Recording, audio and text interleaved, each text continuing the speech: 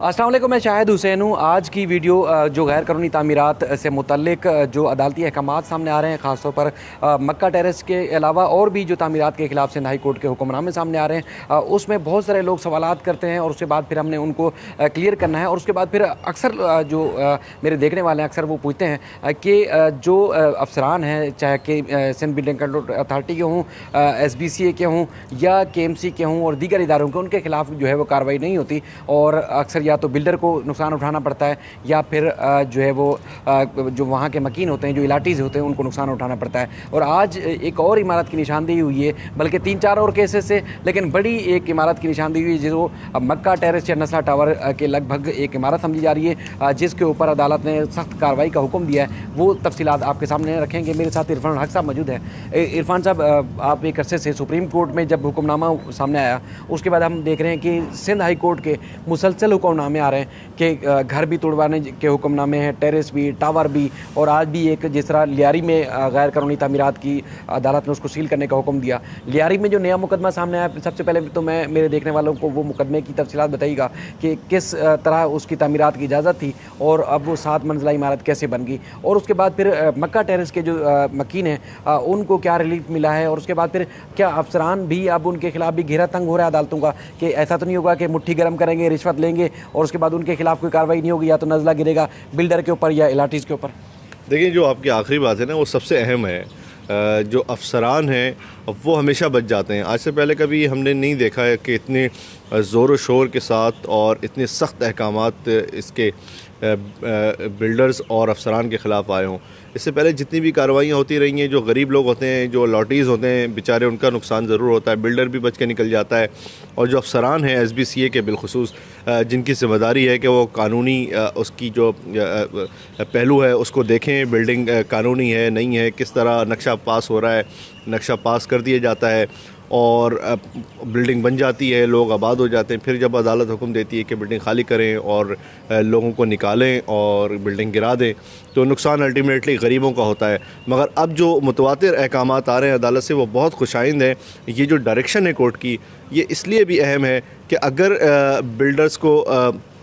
Builders के साथ साथ अफसरान को भी लगाम दे दी जाएगी और उन्हें ज़रा खौफ होगा कि हमें नौकरी से निकाला जा सकता है, हमें बरतरफ़ किया जा सकता है, तो शायद ऐसे कार्रवाइयाँ ना हो। ये बहुत अहम अहकामात हैं। आज जो लियारी का केस था वो 7 मंजिला इमारत का केस था और अदालत ने ये ऑब्ज़र्व किया कि 3 साल से वो केस ज़ेर अल्तवा है और इस दौरान वो बिल्डिंग बन गई। इब्तदाई तस्वीर जो फ़ाइल में मौजूद थी उसमें अदालत ने कहा कि स्ट्रक्चर सिर्फ मौजूद था उस टाइम, इब्तदाई स्ट्रक्चर, मगर 3 साल में SBCA ने पलट के अदालत को जवाब भी नहीं दिया नोटिस के बावजूद, और इस दौरान ये इमारत बनती रही। और आपने देखा कितनी अहम अदालत ने ये बात की है कि आप लोग मिले हुए होते हैं, SBCA के जो अफसरान हैं सिंध बिल्डिंग कंट्रोल अथॉरिटी के, अब वो बिल्डर के साथ मिले हुए होते हैं, उनकी मुट्ठी गर्म कर दी जाती है और वो खामोशी से देखते रहते हैं और बिल्डिंग गैर कानूनी बनती रहती है।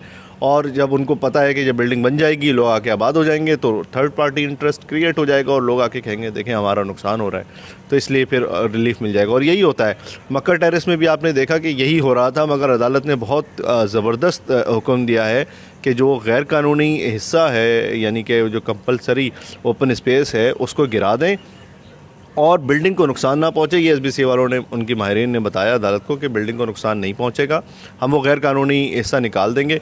मगर अदालत ने कहा है कि 2 हफ्ते में लॉटीज़ को मुतबादिल रिहाइश दें और जो जैसे यहाँ पे घर है उनका वैसा ही उनको घर दें और उनको बसाएं दूसरी जगह पे, और तीसरे हफ्ते काम शुरू करें। 2 महीने में काम मुकम्मल करके लोगों को वापस बसाया जाए। आपने देखा कि जस्टिस फैसल कमाल आलम ने ये पूछा उनसे, माहिरीन से, कि जो पिलर्स हैं गैर कानूनी, आप कह रहे हैं कि वो बने में अगर वो गिराएं तो स्ट्रक्चर को तो नुकसान नहीं पहुंचेगा, कुछ बाथरूम वगैरह हैं, कुछ ऐसे हिस्से हैं जिनको नुकसान पहुंचेगा, मगर इमारत अल्हम्दुलिल्लाह वो मौजूद रहेगी। आज कोर्ट को बताया गया है, तो होपफुली कि ये एक मक्का टेरेस वाला मामला तो 2 महीने में हल हो जाएगा। बहुत वाज़े अदालत ने हुक्म दे दिया है। मगर जो इसमें भी सबसे अहम बात है, वो जो क्रिमिनल प्रोसिक्यूशन है, अब वो अफसरान के ख़िलाफ़ भी होगी और बिल्डर के ख़िलाफ़ भी होगी। बिल्डर के ख़िलाफ़ तो कार्रवाई शुरू हो गई है, रिपोर्ट भी उसकी अदालत में पेश हो गई है, मगर जो लियारी वाला केस है उसमें भी यही हुक्म है कि बिल्डर के ख़िलाफ़ भी कार्रवाई करें और अफसरान के नाम बताएं हमें 10 दिन में, कौन कौन से अफसरान हैं, उनके ख़िलाफ़ क्या कार्रवाई की, आपने नहीं की है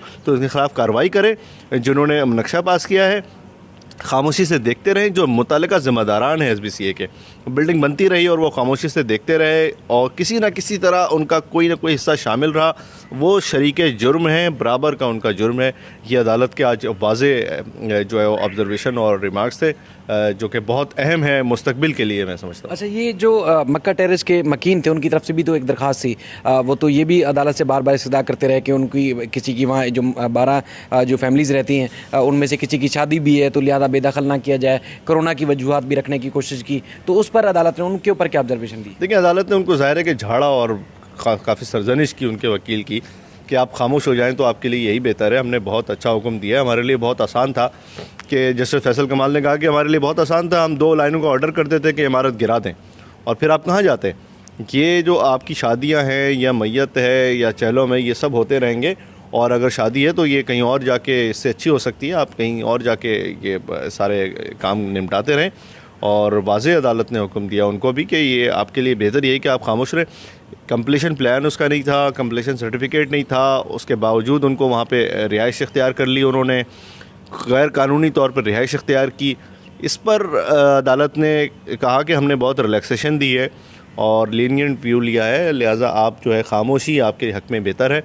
और उनको भी अदालत ने बोलने नहीं दिया, आपके सामने था सारा वाक़या कि उनके वकील जो बोलने की कोशिश की मगर अदालत ने उनकी नहीं सुनी। अच्छा, ये जो लियारी वाली इमारत है आगरा ताज समीना होटल के पास, इसको अदालत ने इमारत को सील करने का भी हुक्म दिया है, तो वहाँ अगर इलाटीज़ वहाँ रहते हैं, SBCA के पास अब क्या इख्तियार होगा, किस तरह कार्रवाई करेगी और कब फिर अदालत में रिपोर्ट पेश करनी है? क्या उस बिल्डर के खिलाफ भी अब कार्रवाई होगी जो जिसने उसको तमीरात की इजाज़त कितनी थी और उसके बाद फिर उसने 7 मंजिला इमारत जो बना दी वो किस तरह की? देखिए, वो तो दरख्वास्त गुजार ने अदालत को बताया है और वो 3 साल से केस पेंडिंग है। कोर्ट ने भी ऑब्ज़र्व किया कि 3 साल से केस पेंडिंग है और SBCA ने जवाब तक जमा नहीं कराया और इस दौरान इमारत बनती रही और आप देखते रहे, चूँकि आपने रिश्वत ली हुई थी। ये तो अदालत ने वाज़ेह रिमार्क्स दिए और ये बताया गया अदालत को कि उस इलाके में ग्राउंड प्लस 2 से ज़्यादा इमारत नहीं बनाई जा सकती। जो ये इमारत है 7 मंजिला, इसके पास तो ग्राउंड प्लस 2 की भी इजाज़त नहीं है, ये दरख्वास्त गुजार का कहना है। और अदालत ने कहा है कि वो उसको सील करें बिल्डिंग को, यानी ज़ाहिर है कि उसको खाली किया जाएगा, वो खाली करके सील करें और उसकी रिपोर्ट पेश करें अदालत में और जो भी उसके हवाले से डॉक्यूमेंट्स हैं रेलेवेंट वो पेश किए जाएं। ताहम अदालत ने अभी उसको बिल्डिंग को गिराने का हुक्म तो नहीं दिया है, मगर हम एक्सपेक्ट यही कर रहे हैं कि कम से कम उसके 5 जो फ्लोर्स हैं वो ज़रूर गिराए जाएंगे। ग्राउंड प्लस 2 की अगर इजाज़त है वो किसी तरह रेगुलराइज़ करवा भी लिया जाए तो बाकी जो 5 उसकी के फ्लोर्स बने हुए हैं वो तो गैर कानूनी है ही। तो मेरा ख्याल है कि वो आज नहीं तो कल उसको गिराने का हुक्म ज़रूर दे दिया जाएगा। इरफान साहब, आपका बहुत शुक्रिया। एक और KDA की अलाटमेंट थी गुलिस्तान जौहर ब्लॉक 3 में, जिसमें आपको याद होगा कि कुछ अर्सा पहले लैंड स्लाइडिंग भी हुई थी, पहाड़ी के अंदर से तोदा जो गिरा था उसके बाद फिर कोई नुकसान भी हुआ था। वहाँ पर भी KDA ने प्लाटिंग करने के बाद वहाँ तामीरात की इजाज़त दी थी। उसमें भी एक साबरा खातून थी, उन्होंने दरख्वास्त दायर की थी जिस पर 3 साल से ज़्यादा अर्सा गुजर चुका है, उस पर भी SBCA और दीगर जो मुतल्लिका हुकाम है उनकी जानिब से जवाब जमा नहीं कराया जा रहा था। तो उस पर भी अदालत ने बरहमी का इज़हार किया कि आप इंतज़ार कर रहे हैं कि ये इमारत तामीरात उसकी शुरू हुई और उसके बाद फिर इमारत की तामीरात हो जाएगी, फिर कहेंगे अब तो लोग आगे आबाद हो गए तो हम उनके खिलाफ कार्रवाई नहीं कर सकते। अब ये वाज़ेह हो चुका है सुप्रीम कोर्ट के हुक्मनामे के बाद, जब उन्होंने नस्ला टावर को गिराने का हुक्म दिया था, उसके खिलाफ कार्रवाई का हुक्म दिया था, तो उसके बाद फिर अब सिंध हाई कोर्ट की जानिब से भी तवातुर से अहकामात इस तरह के सामने आ रहे हैं कि अगर कोई इमारत या तो तामीरात उसकी शुरू थी तो उसके खिलाफ कार्रवाई क्यों नहीं की गई, और कार्रवाई करनी है तो फिर जो मुकम्मल करनी है तो जल्द की जाए, और उसके बाद फिर अगर तामीरात हो गई हैं 8 मंजिला 10 मंजिला या 20 मंजिला भी आपने तामीरात कर दी हैं तो उसके खिलाफ भी कार्रवाई की जा रही है। और ना सिर्फ बिल्डर के खिलाफ बल्कि जो मुतल्लिका जो तमाम शहरी हुकूमत के बल्दियात के सूबाई हुकूमत के इदारे हैं उनके खिलाफ भी अदालत की जानिब से कार्रवाई के अहकाम सामने आ रहे हैं। अब जो मक्का टेरेस का ख़ास तौर पर हुक्मनामा है,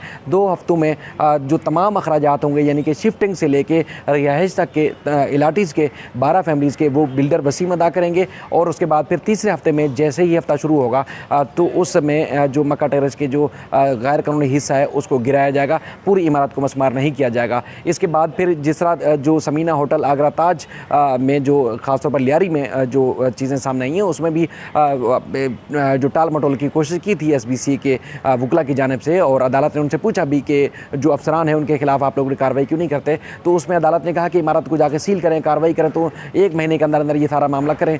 तो उस पर भी जब कहा गया कि वहाँ लियारी है और अमन अमान की सूरत हाल ख़राब हो सकती है, तो फिर उसमें उन्होंने कहा कि लियारी में तो बड़े नामवर लोग पैदा हुए हैं। लियारी असल कराची लियारी ही तो था, लेकिन आज जो है वो लियारी को जुराइम का गढ़ बना दिया गया। लियारी ऐसा ना था और ना ऐसा है। बहरहाल जो गैर कानूनी तामीरात हैं उसके खिलाफ कार्रवाई करें। लेकिन इस वीडियो से मैं एक और चीज़ आपको वाज़ेह करता चलूँ कि अब अगर किसी ने तामीरात कर ली हैं, गैर कानूनी तामीरात हैं, मालूम होता है सबको कि कौन कितना गैर कानूनी काम कर रहा है, तो अब उसको नहीं छोड़ा जाएगा, उसके खिलाफ हर सूरत कार्रवाई की जाएगी। इसलिए तमाम जो इलाटीज़ हैं कराची वाले जो मुख्तलिफ प्रोजेक्ट्स में आप जाकर बुकिंग करवाते हैं, पहले वो तमाम चीज़ें वो क्लियर कर लें, वाज़ेह कर लें, उसके बाद फिर आप इन्वेस्टमेंट कर सकते हैं, अपना पैसा लगा सकते हैं। वरना अब चाहे इमारत मुकम्मल भी हो चुकी होगी, फैमिलीज़ भी आबाद होंगी, तो अदालत की जानिब से ये हुक्मनामे सामने आ रहे हैं कि उस इमारत को खाली करवाने के बाद उसका गैर कानूनी हिस्सा मस्मार किया जाए। अगर पूरी इमारत गैर कानूनी है तो उसके खिलाफ कार्रवाई की जाए। अब जो अफसरान भी वो नहीं बचेंगे कि जब वो मुलाजमत में एक इंस्पेक्टर की जो पोस्ट पे आते थे, भर्ती होते थे, उसके बाद वो डीजी या डिप्टी डायरेक्टर बन जाते थे, तो अब उनके खिलाफ भी कार्रवाई होगी। ऐसा नहीं है कि वो रिश्वत कमाते जाएँ, माल बनाते जाएँ और उसके बाद फिर वो प्रमोशन भी लेते जाएँ और उसके बाद फिर रिटायरमेंट की ज़िंदगी सुकून से गुजारें। अब उनके खिलाफ भी सख्त अहकामात आना शुरू हो गए हैं और आपको 2-3 केसेस में वाज़ेह हो चुका है। मज़ीद भी कई ऐसे केसेस से ज़ाहिर है वो वीडियो लंबी हो जाती है, तो मैं एक एक केस करके नहीं बता रहा, लेकिन मुकम्मल तौर पर ये जस्टिस ज़फ़र अहमद राजपूत साहब की अदालत से अहकामात वाज़ेह हो रहे हैं। और अब अदालत जो है वो सिर्फ इलाटीज़ के साथ पहले तासुर मिलता था कि उनके साथ ज़्यादती हो जाती है, अब उनके साथ ज़्यादती नहीं होगी, बल्कि उन तमाम पहलुओं को देखा जाएगा जो पहलू जो पहले नज़रअंदाज किए जाते थे। अब बिल्डर के खिलाफ भी कार्रवाई होगी, सरकारी अफसरान के खिलाफ भी होगी। अगर कोई गैर कानूनी जो आबाद होकर आज आके बैठ जाते हैं इलाटीज़, तो उनके खिलाफ भी कार्रवाई होगी। और जहाँ रिलीफ बन रहा है, अदालत उनको रिलीफ भी दे रही है। तो ये सिंध हाई कोर्ट का जो 2 रुकनी बेंच है, ख़ासतौर पर जो लैंड के मामलात को देख रहा है, वो इस तरह के अहकाम दे रहा